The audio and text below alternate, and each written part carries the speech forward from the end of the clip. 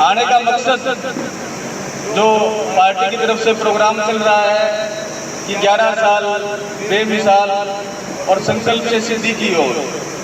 आप सभी को पता है कि 2014 के अंदर आदरणीय प्रधानमंत्री नरेंद्र मोदी जी ने इस देश की बागडोर को संभाला था और एक नारा दिया था नए भारत का, एक ऐसा भारत जो आत्मनिर्भर हो, जो सुरक्षित हो, जो स्वच्छ भारत हो।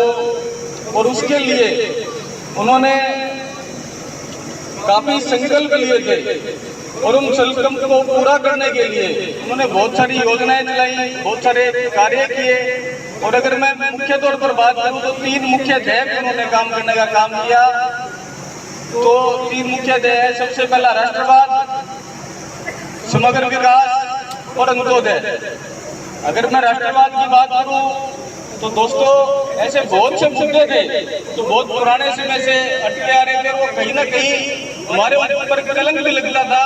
ये मुद्दे लगातार चलते ही आ रहे हैं लेकिन कोई कार्रवाई नहीं हो रही। अगर मैं पहले मुद्दे में बात करूं तो राम मंदिर की अगर बात करूं तो कितने सालों से हर इलेक्शन आता था, मैं तो मेरे जन्म से पहले से जब भी कोई इलेक्शन आता था राम मंदिर का मुद्दा सुनता था।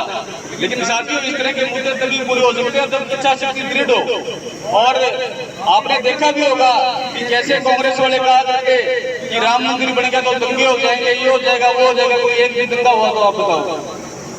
मैं बात करूं 11 की, ये कांग्रेस वाले कहा करते कि अगर ये हटेगी तो खून की नदियां बह जाएंगी, बताओ कोई एक खून का कितना भी कहीं गिरा हो तो साथियों ये काम तब सिद्ध होते हैं जब मजबूत आत्मबल से आदमी काम करे। और ये आपके प्रधानमंत्री जी ने, आपकी सरकार ने एक करके दिखाया है। इसके अलावा बात करूं मैं समग्र विकास की तो आपको पता है कि पहले कैसे क्षेत्रवाद के नाम पर, भाई भतीजावाद के नाम पर करे लोग जोड़ने का काम करते थे। और आज आपकी सरकार है वो सबको एक नजर से देखती है। और इसके अलावा बात करूं मैं अंत्योदय की तो अंतिम कतार में जो व्यक्ति खड़ा है उसका उद्धार कैसे हो, कैसे वो समाज की मुख्य धारा में आए, इसके लिए आपकी सरकार लगातार प्रयास कर रही है और प्रयास सफल भी हुए हैं। आज मैं बात करूं किसी भी गरीब आदमी को, अगर मैं हरियाणा के संदर्भ में बात करूं, आज किसी भी ऑफिस में जाना नहीं पड़ता। आज से कोई पेंशन की बात हो, चाहे कोई शगुन की योजना की बात हो, चाहे किसी भी तरह की योजना हो, आज आपको घर बैठे आपके सारे काम होते हैं। आज से पीले कार्ड की बात हो, चाहे कोई अन्य स्कीम्स जो है डेवलपमेंट की और वेलफेयर की, कहीं भी आप लोगों को जाना नहीं पड़ता, घर बैठे आपके काम होते हैं। और दूसरा, कोई भी गरीब आदमी का हक नहीं खा सकता। आज सेल्फ आपको डिक्लेरेशन अपनी करनी होती है, इनकम की बात हो चाहे कोई भी काम हो, आप अपने खुद के मालिक हैं, जो सरकार ने बनाने का आपको काम किया है। और पहले आप देखते थे कि कैसे लोग चक्कर काटा करते।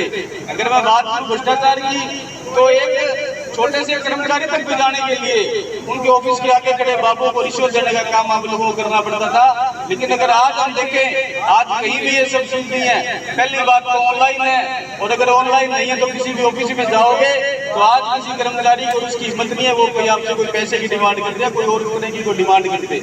ये फर्क दोस्तों सरकारों का है, ये क्योंकि सरकार आपने अच्छी बनाने का काम किया।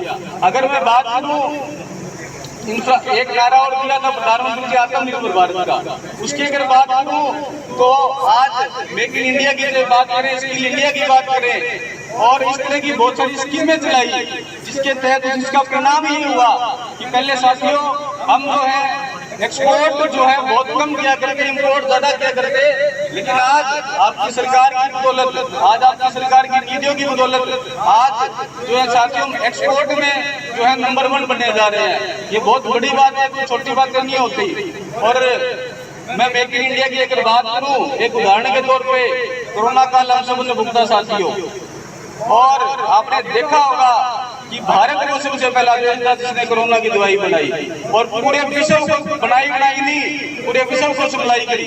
एक बात मैं दावे के साथ कह सकता हूँ, अगर खुदा न खास्ता उस टाइम कांग्रेस की सरकार होती ना तो ये दवाई हमारे पड़ती, बल्कि महंगे दावों के ऊपर बड़ी बड़ी डील करके उनको कांग्रेस की पार्टी खरीदने का काम करती, क्योंकि उनका चरित्र ही ऐसा है। चाहे किसी भी चीज की आप डील में ले लो, चाहे बोफोर्स की डील ले लो, चाहे कोई अन्य हथियारों की जब हमें खरीदने पड़े उनकी बात कर लो, हमेशा बड़ी बड़ी डील करके उन्होंने घोटाले करने का काम किया है।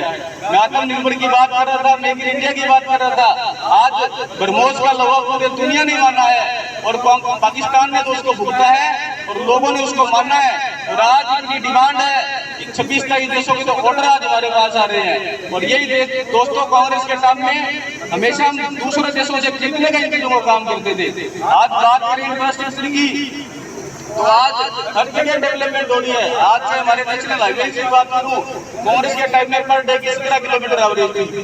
आज 50 एरिया के अंदर आपने देखा होगा कि प्रधानमंत्री का हमारे का प्रोग्राम होता है और ऑस्ट्रेलिया का प्रधानमंत्री कहता है मोदी जी और दा बोस, तो वो सम्मान साथियों सबका सम्मान लाने के लिए प्रधानमंत्री जी का वो पूरे 140 करोड़ जनता का हमारा सम्मान है। तो ये साथियों कोई छोटे वक्ता जी हैं, जिला अध्यक्ष हमारे हैं, उनको भी बोलना है। मैं तो केवल एक ही बात आपसे कहने आया हूँ कि नरेंद्र मोदी जी ने एक संकल्प तोड़ लिया है। वो संकल्प है कि 2047 तक में हमारे भारत देश को जो है विकसित देश बनाना है। और चलो इसमें भी एक बात जोड़ते हुए कहता हूँ, कांग्रेस की सरकार थी कभी कोई बात नहीं करा करता कि विकसित भारत की। आज सरकार मजबूत है, आज प्रधानमंत्री मजबूत है, इसलिए सपना हम संजो रहे हैं कि 2047 तक हम भारत को विकसित बनाएंगे। आप सारे हाथ ऊपर खड़े करके मेरे को बताओ कि आप इसमें अपनी भागीदारी दोगे कि नहीं दोगे? भारत को 2047 तक विकसित बनाओगे कि नहीं बनाओगे? इसी भागीदारी के लिए यही प्रतिज्ञा आपसे करवाने आपके बीच में आ गए हैं। प्रधान जी आपसे